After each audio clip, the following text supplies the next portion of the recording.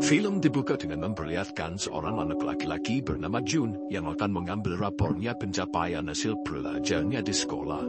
Jun ditemani oleh kakak perempuannya bernama Bu, di mana Bu ini merupakan kakak yang sangat-sangat menyayangi dan mengasihi adiknya. Dan juga Bu ini merupakan kakak yang sangat-sangat membanggakan adiknya. Bahkan Bu tidak segan-segan dan malu memamerkan kehebatan adiknya kepada para penumpang yang ada di kereta ketika itu, karena memang Jun ini merupakan seseorang anak yang sangat-sangat jenius. Selanjutnya menceritakan Jun bersama dengan kakaknya Bu ketika itu mereka berdua sedang melintasi rel kereta api bersama dengan tetangga-tetangga kampung lainnya. Ketika mereka semua dalam perjalanan, tiba-tiba tidak diduga ada kereta yang melintas di mana mereka harus menghindarinya agar tidak tertabrak. Tentu kejadian itu merupakan kejadian yang sangat-sangat mengerikan. Tapi memang Bu dan juga kakaknya bersama dengan tetangga-tetangganya tidak ada pilihan lain selain melewati rel kereta api itu, karena memang pada nyatanya desa yang ditinggali oleh Bu ini sangat-sangat jauh dari pusat kota. Dan karena keterbatasan itulah akhirnya Bu pun terpaksa mau tidak mau ketika akan pergi ke kota harus pergi melewati rel kereta api.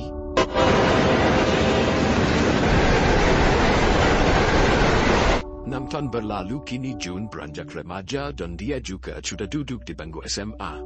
Dan semenjak mulai dari 6 tahun yang lalu, Jun secara rutin sering menulis surat yang ditujukan untuk presiden. Dia melakukan itu semata-mata karena dia ingin di kampungnya dibangun sebuah jalan raya untuk pergi ke kota.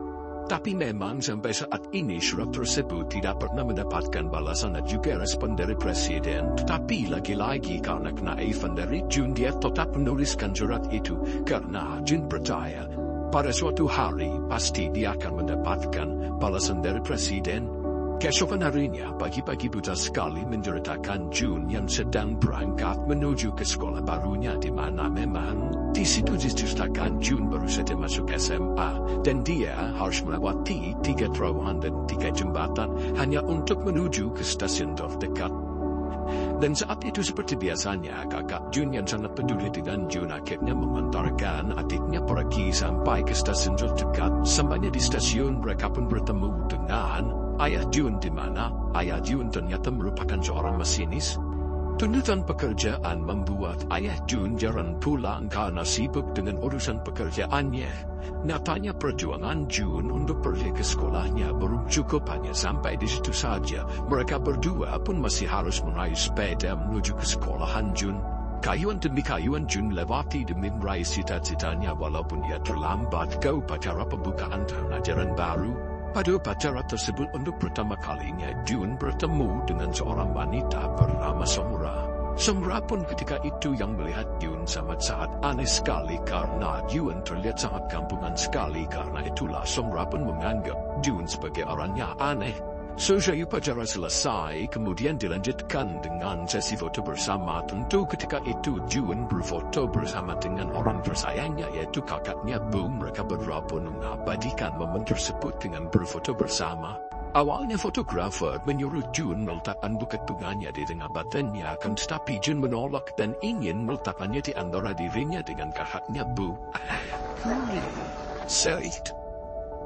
Selanjutnya scene pun berganti memperlihatkan ayah Jun yang bersama dengan kepala cabang stasiun dan juga warga-warga kampung lainnya. Ketika itu mereka semua sedang membahas mengenai pembukaan stasiun di desa mereka. Namun masalahnya kepala cabang masih ragu dengan usulan yang diajukan oleh warga-warga karena stasiun Sungbu sendiri terancam malah ditutup karena memang tidak ada penumpang di sana. Padahal seperti yang diketahui faktanya hanya ada stasiun Sungbu lah yang paling terdekat dengan desa mereka. Oleh karena itu, demi menghindari tutupnya stasiun Sungbu, warga desa pun beramai-ramai pergi ke kota. Ternyata di sana juga terdapat Jun yang akan berangkat sekolah. Namun kembali Jun harus terlambat karena sibuk mengantar anak kecil yang dititipkan kepadanya untuk diantarkan pergi ke sekolah. Luar biasanya meskipun terlambat masuk ke sekolah, Jun tetap bisa menyelesaikan soal matematika yang diberikannya kepadanya karena memang dasarnya Jun adalah seorang yang jenius. Gurunya pun ikut mengamati kejeniusan Jun dan menyadari kalau memang Jun ini bukanlah anak sembarangan. Saat itu Song yang memang bertugas sebagai pengumpul lembar jawaban melihat Jun yang salah mengisi lembar jawaban dan Jun pun harus memperbaikinya. Sepertinya Song mulai tertarik dengan kepribadian Jun. Dia pun menceritakan semua keanehan dan kejeniusan Jun kepada temannya. Dan semenjak hari itu, Song Ra selalu memperhatikan dan mengikuti Jun karena saking penasarannya dia dengan kepribadian Jun.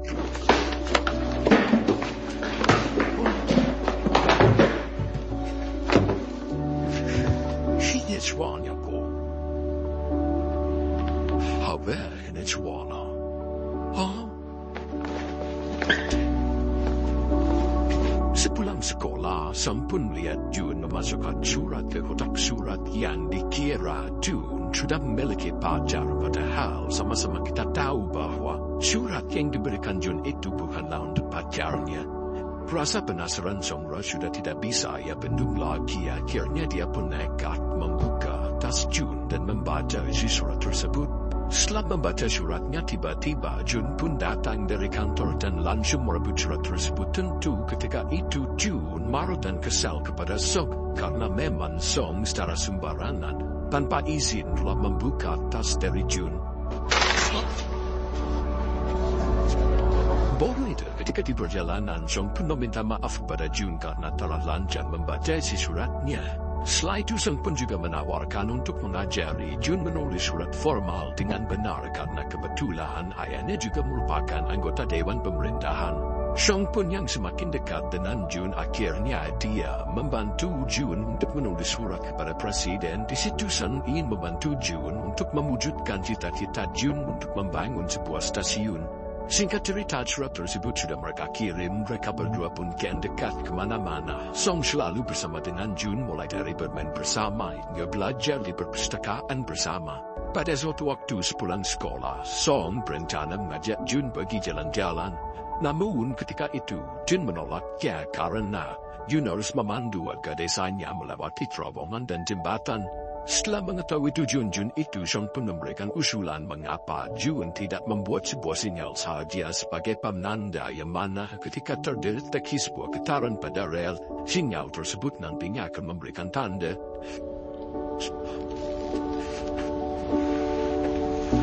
Singkat waktu, alat deteksi tersebut pun telah selesai. Jun ditemani dengan Song menjelaskan cara kerja alat tersebut kepada warga-warga desa yang ada di sana.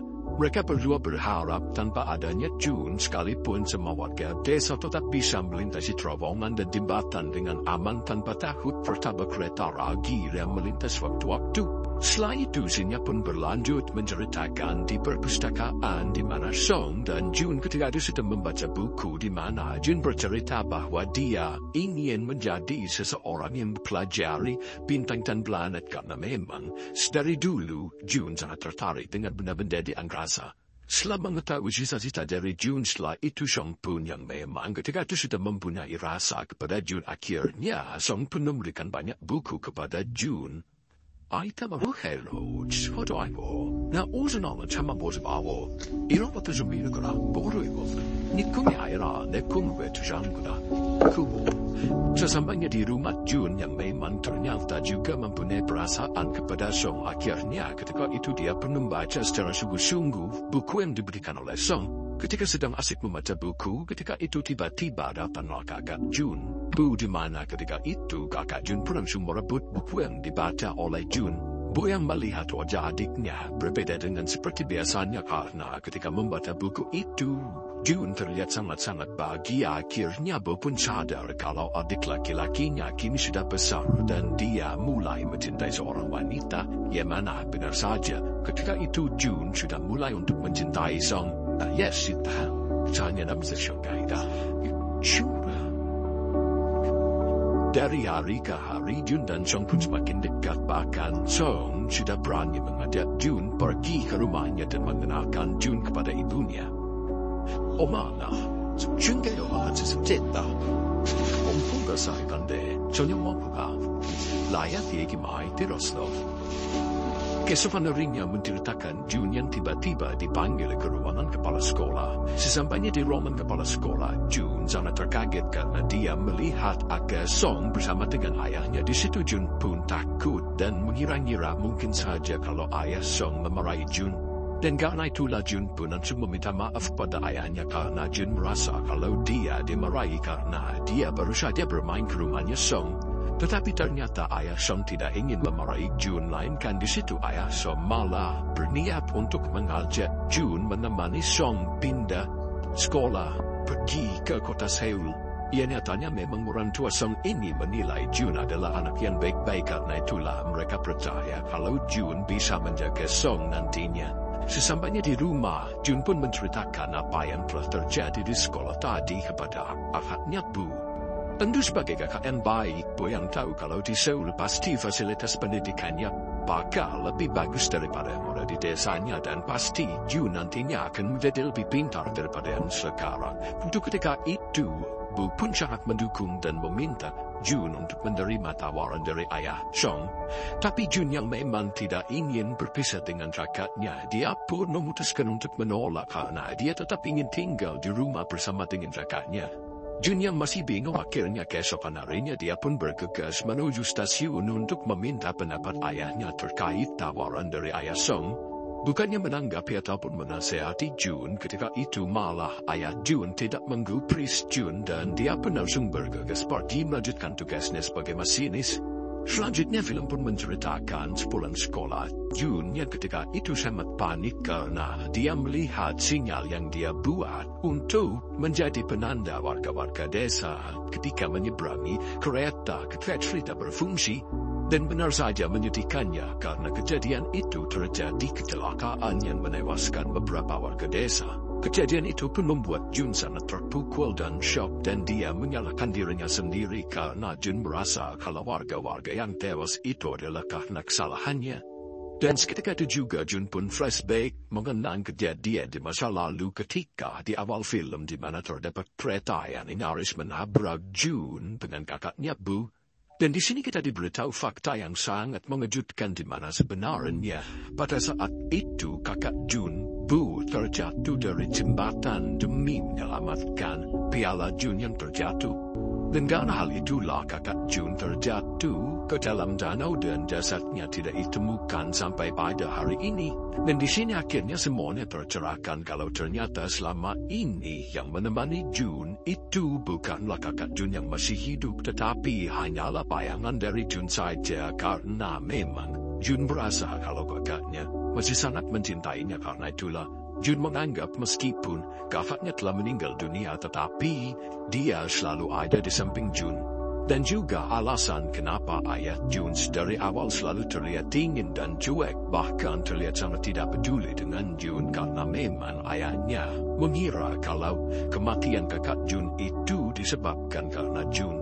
Di sini juga dijelaskan alasan kenapa June tetap bisa melihat arwah dan jiwa dari kakaknya Bu, karena kakaknya berjanji kalau dia meskipun sudah meninggal dunia, dia akan tetap menemani June sampai June meraih cita-citanya. Dan juga karena kematian dan rasa bersalah yang dialami oleh June, hal itulah yang mendasari June tetap semangat dan berusaha untuk membangun stasiun di desanya agar dia harap tidak terjadi lagi hal yang sama seperti apa yang dialami oleh kakaknya dan juga warga-warga yang ada di sana. Akibatnya lama, så mer än det. Fatimara, det du där knåbar på behövs till ända. Här sitter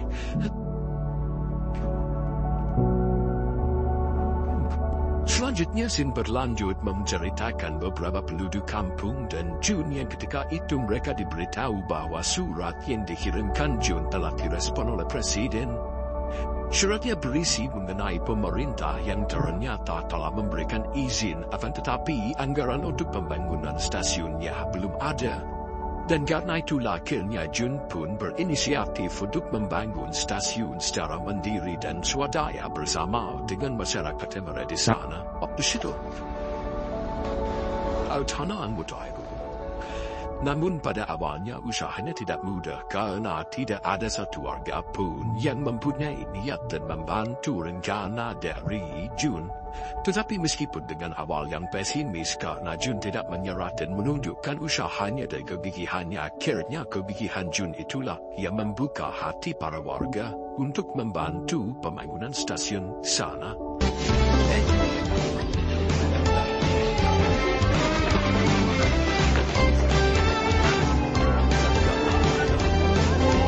Singkat cerita tidak diduga ternyata pembangunan stasiunnya pun berhasil dan selesai dan stasiun itu menjadi kebanggaan warga desa tersebut dan mereka menamai stasiunnya Yangon. Cerita inspiratif dari Jun dan juga masyarakat di sana pun terdengar oleh salah satu media lokal dan Jun akhirnya diwawancarai untuk menjelaskan apa yang menjadi motivasi dirinya yang mendasari semangatnya untuk membangun sebuah stasiun untuk warga desanya. Setelah itu ketika di sekolah, Jun pun juga ditawari untuk mengikuti ujian seleksi beasiswa ke Amerika Serikat tepatnya di Badan Antariksa NASA. Beberapa hari kemudian adalah hari peresmian stasiun di sana yang ditandai dengan berhentinya kereta di stasiun Yangwu. Senyum bahagia tampak di wajah Jun dan masyarakat di sana karena segala jerih payah dan semua perjuangan mereka kini telah terbayar lunas. Tetapi beberapa saat kemudian, dengan hati dan perasaan kecewa ternyata kereta yang mereka harap akan berhenti di stasiun itu nyatanya tidak berhenti. Dan secara kebetulan ternyata masinis yang mengendarai kereta ketika itu adalah ayah dari Jun. Alasan kenapa ayah Jun tidak berhenti karena memang tidak ada jadwal keberhentian di stasiun Yanggu dan dia hanya mengikuti perintah dari atasannya saja.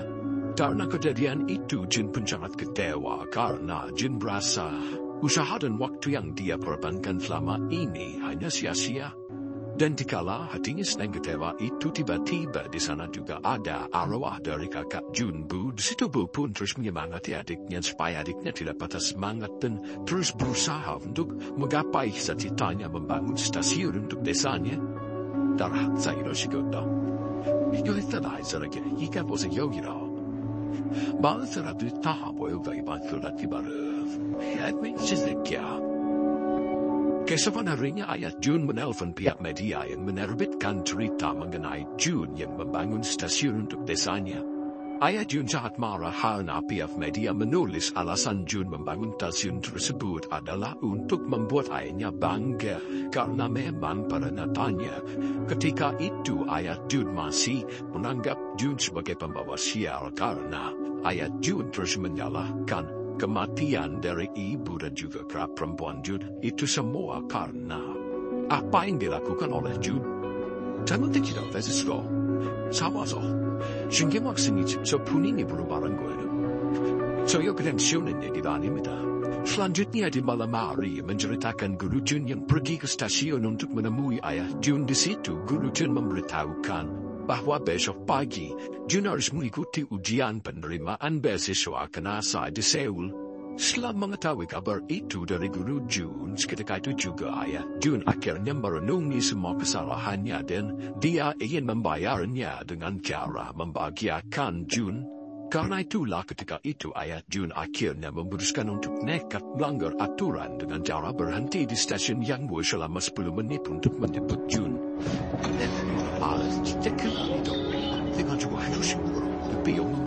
Jun yang awalnya masih marah dan kecewa dengan ayahnya, akhirnya ketika itu Jun pun mulai bisa memaafkan ayahnya dan dia mulai bersemangat ketika melihat ayahnya nekat melakukan hal yang seharusnya dilanggar demi hanya untuk membantu dirinya.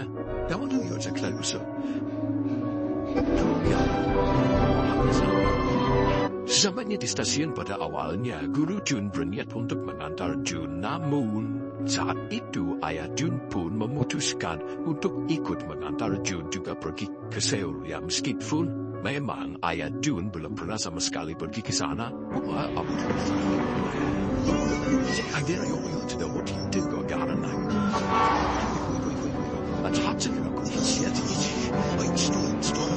Singkat cerita, setelah melewati perjalanan panjang, akhirnya mereka pun sampai di tempat ujian. Beberapa hari kemudian akhirnya surat seleksinya pun sampai. Ketika itu June menerima suratnya berharap cemas dan dia tentu berharap kalau dia bisa diterima di seleksi beasiswa itu. June pun langsung membuka suratnya dan di luar dugaan ternyata June berhasil lolos seleksi. Ayahnya yang mengetahui itu, tentu ayahnya sangat bangga dengan apa yang dicapai oleh June. Dan ayahnya pun sangat menyesal kalau selama ini dia menyanyiakan anak yang sangat hebat seperti June. Setelah itu akhirnya di malam harinya, ada June dan juga ada jiwa dari kakak June, Bu. Ketika itu juga ada ayahnya, mereka semua ngobrol bersama. Di situ akhirnya ayah June yang selama ini merasa bersalah, dia pun berterus terang jika saja dulu dia tidak terlalu sibuk dengan pekerjaannya dan dia ingin meluangkan sedikit waktu untuk mengantar ibu June bersalin, maka mungkin saja nyawa ibu June bisa tertolong. Dan ayah June juga berkata kalau dia sadar dan meminta maaf kepada June kalau selama ini terus menyalahkan atas semua yang terjadi kepada June, padahal seharusnya sebagai kepala keluarga, ayah June menguatkan June. Di situ ayah June pun menangis dan sangat menyesal, tetapi June pun akhirnya meminta untuk ayahnya berhenti menyalahkan dirinya sendiri dan merelakan kepergian ibunya dan juga kakaknya. Kemalan banget, harus kok 싶었어. 이제 미친 표현 해야지. 무슨 일은 모양 그래. Beberapa hari kemudian akhirnya tibalah waktu keberangkatan June pergi ke Amerika untuk bersekolah. Di situ June pun terlebih dahulu berfoto bersama para warga yang juga tentunya sangat bangga dengan apa yang diraih oleh June. Di dalam kereta jiwa kakak June Bu juga sangat bangga dan terharu kepada adiknya. Dan akhirnya jiwa kakak June bisa tenang di surga karena tugasnya untuk menemani adiknya menggapai mimpinya sudah selesai. Dan mulai detik itu juga akhirnya kakak June pun sudah bisa pergi meninggalkan June. Dan akhirnya June pun juga bisa menerima dan merelakan kepergian dari arwah kakaknya karena June selalu percaya kalau kakaknya meskipun tidak terlihat lagi, dia akan selalu ada di sisinya. Kisah baru kose. Nershmanen gowo. Tayat. Sesampainya di bandara, June pun bertemu lagi dengan Song. Mereka berdua sudah lama sekali tidak bertemu dan di situ Song pun meminta kepada June agar June menjaga dirinya dan Song meminta agar June kembali lagi karena Song berharap mereka berdua akan bertemu lagi di masa depan. Hakung cebabu, apa cebabu, dan si cebadan tanam cebabu, hanja kose. People kata dan setelah itu filmnya pun selesai. Dari film ini kita bisa belajar setelah melihat Jin berhasil mimpinya. Ternyata benar tidak ada mimpi yang terlalu tinggi bagi seseorang yang percaya dengan mimpinya. Dan melihat Jun yang mewujudkan mimpinya dengan niat yang sangat sederhana, yaitu untuk membangun stasiun di desanya. Di sini kita dapat melihat bahwa terkadang mimpi dengan niat yang sederhana ternyata juga bisa memberikan dampak dan makna yang luar biasa. Dan juga melihat kesedihan dari Jun dan juga ayahnya yang kehilangan atas kepergian dari kakak dan juga ibu Jun. Di sini kita dapat melihat dan mendapat pelajaran. Kehilangan orang yang dicintai memang menyakitkan, tetapi merelakan dan mengikhlaskan adalah hal terbaik yang bisa kita lakukan. Terima kasih sudah menonton, jangan lupa saksikan konten selanjutnya.